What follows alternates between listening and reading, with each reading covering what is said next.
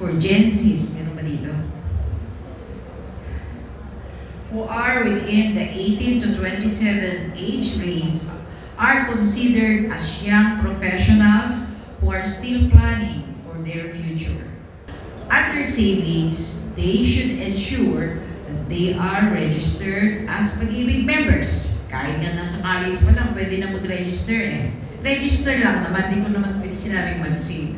But if they want to save, they can save voluntarily.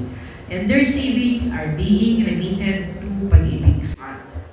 If they have extra, they can already top up the regular savings to 500 or 1,000. For their necessities, they can use the Loyalty Card Plus to score discounts on groceries or meals from our fast food partners. Sabagay, puro sila fast food, ano, yung mga batang, ano. Kaya maraming nakaka-high blood men.